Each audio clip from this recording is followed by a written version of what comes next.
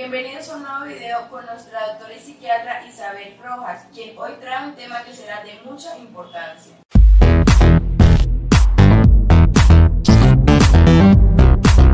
Llegamos a un extremo en donde vivimos siempre con ganas de hacer más. Es lo que se llama a día de hoy la cronopatía. Es decir, estar constantemente con la necesidad de aprovechar el tiempo, de que todo mi día haga cosas y esas cosas tengan una función.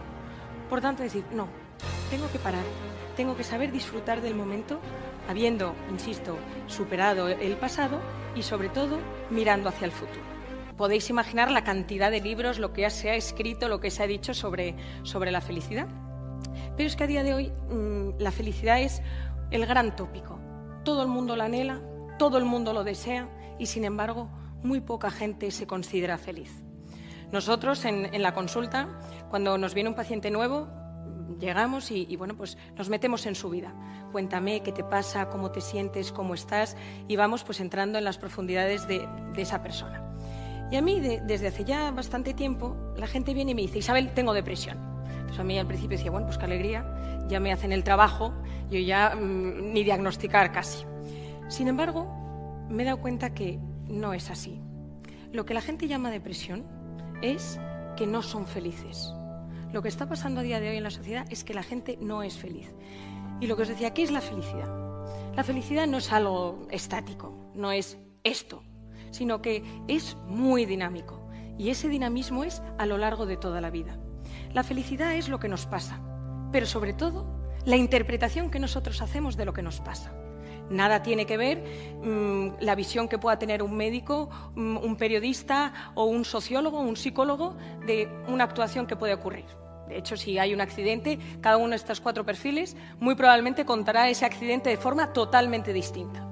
Y la felicidad es esto, es la interpretación que nosotros hacemos de lo que nos pasa, sabiendo que, sí o sí, tenemos que vivir en el presente. Y este es el grandísimo problema que está pasando a día de hoy. Es decir, cada vez vivimos más en el futuro.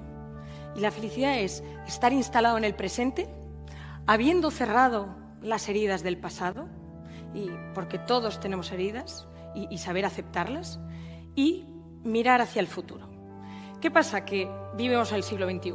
Y es la sociedad del ayer, es decir, todo lo queremos para ayer. Vivimos en una sociedad que es lo más rápido que se haya visto nunca. Entonces, ¿qué ocurre en esta sociedad? Que no nos permitimos parar, no nos permitimos estar en lo que estamos. Nosotros en la consulta, en muchísimas ocasiones, tenemos que decirle a los pacientes, tienes que parar, tienes que aprender a estar en lo que estás haciendo. Desde disfrutar de una ducha, disfrutar del café de la mañana, disfrutar del periódico, disfrutar de tus hijos aunque coman mal y estés desesperada porque no pueden comer, pero aprender a parar. También tenemos que tener en cuenta que, como vivimos en una sociedad que es de cara para afuera, esto suele costar mucho.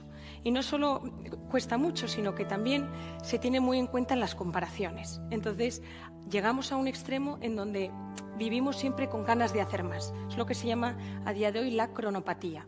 Es decir, estar constantemente con la necesidad de aprovechar el tiempo, de que todo mi día haga cosas y esas cosas tengan una función. Por tanto, decir, no, tengo que parar, tengo que saber disfrutar del momento, habiendo, insisto, superado el pasado y, sobre todo, mirando hacia el futuro. Y una vez que tengamos un poco asentado que esto es lo que nos va a hacer sacar lo mejor de nosotros, nosotros en la consulta somos mucho de pequeñas pinceladas, pongo aquí lo que yo llamo una ecuación de sacar lo mejor de ti. Vamos a irlo desgranando, pero quiero que penséis todos vosotros a día de hoy qué cosas os hacen felices. La primera de todas es la que nosotros llamamos el proyecto de vida. Decía Séneca, no hay viento favorable para una persona que no sabe a dónde va. Y el proyecto de vida es esa idea, ese camino que yo he trazado en mi vida o que yo he empezado a pensar que podría hacerme feliz y podría ser, bueno, pues un poco los hitos de mi vida. Y nosotros siempre hablamos de 4 puntos fundamentales: el amor, el trabajo, la cultura y la amistad. De todos ellos podríamos hablar largo y tendido, pero sí es verdad que me gustaría que fuésemos un poquito desgranándolas. Lo primero de todo, el amor. Y el amor, a mí me gusta dividirlo en 4. La primera de todo es el amor a uno mismo. Qué importante es la autoestima. Y la autoestima es fundamental en nuestra vida porque nos hace tirar para arriba o tirar para abajo. Y en esto es importantísimo primero conocerse. Yo tengo muchísima gente en la consulta que me dice, no, si yo ya sé perfectamente cómo soy. Y pasadas 2 sesiones dices, bueno, entre lo que tú pensabas y lo que realmente eres no tiene nada que ver. Entonces, el ser humano nos tenemos que conocer y tenemos que conocer las cosas buenas y las no tan buenas, porque somos humanos. Entonces, importantísimo conocerse. Y una vez que nos hemos conocido, empezar a comprendernos. Mi padre dice una frase que a mí me gusta mucho, que es, comprender es aliviar. Fijaros a partir de ahora, en el momento en que vosotros comprendéis algo porque lo habéis conocido, decís, pues claro, es verdad. Y en ese punto podemos pasar a aceptarnos. Qué importante es a día de hoy saber aceptar esas limitaciones, esas cosas mal hechas, eso que nos ha ocurrido en la vida que pues no dimos la talla, no estuvimos bien, pudimos hacerlo mejor. Qué importante es aceptarlo. No con resignación, sino una aceptación activa, que diga, bueno, pues de esto yo voy a aprender, para finalmente superarse. Ya os digo, nosotros en consulta tenemos mucha gente que nos dice, Abel, yo quiero que me enseñes a hacer esto. Y digo, bueno, vamos primero a conocernos, comprendernos, aceptarnos, para finalmente superarnos. Y aquí para la autoestima, yo en general siempre sugiero 3 preguntas. La primera es, ¿cómo me hablo yo a mí misma o a mí mismo? Es decir, ¿cómo es esa voz interior que va comentando lo que yo hago en mi día a día? ¿Me autoboicoteo? ¿Saco lo mejor de mí? ¿Tiro hacia arriba? Y tenemos que saber esta voz interior qué nos produce. Lo segundo es, ¿a qué le tengo yo miedo? ¿Qué cosas en esta vida me producen bloqueo, me producen parálisis? Y la tercera es, ¿cómo me bloqueo? ¿Cómo yo me enfrento a estos bloqueos? Y entonces hay gente que puede gritar, puede llorar, se puede ir, se puede callar. Y ahí que conozcamos estas 3 respuestas, porque esta es la base y fundamento para que luego nuestra autoestima no dependa tanto del exterior, sino de nosotros mismos. Entonces, decíamos, el amor a uno mismo. Esto parece muy soberbio, pero insisto, tema de la autoestima. 2, el amor a otra persona. Y aquí sí que podríamos estar hablando muchísimo rato y no lo voy a hacer, pero qué importante es acertar en la elección afectiva. Decía Don Quijote, al que acierta en el casar no le queda en qué acertar. Entonces, saber que nuestra elección afectiva va a ser clave y fundamental para toda nuestra vida. Es la decisión. Nosotros podemos cambiar de ciudad, de trabajo, podemos cambiar de país, de amistades, pero esa persona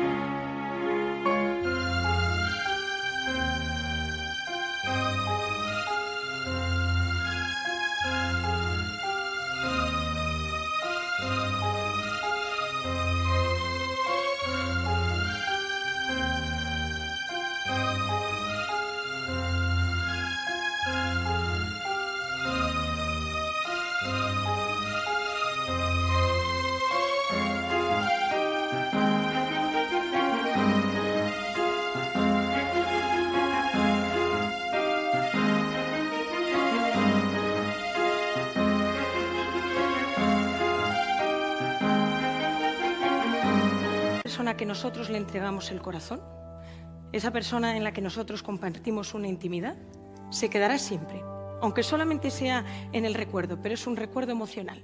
Entonces tenemos que saber que nuestra elección afectiva a día de hoy tiene que ser clave, y más en un mundo en donde, bueno, pues todo lleva a pues dejarlo, no luchar por la pareja, cambiar de pareja, etcétera, etcétera. Entonces, darnos cuenta de la importancia que tiene a día de hoy el que nosotros pues sepamos aunar corazón y cabeza en esa elección afectiva.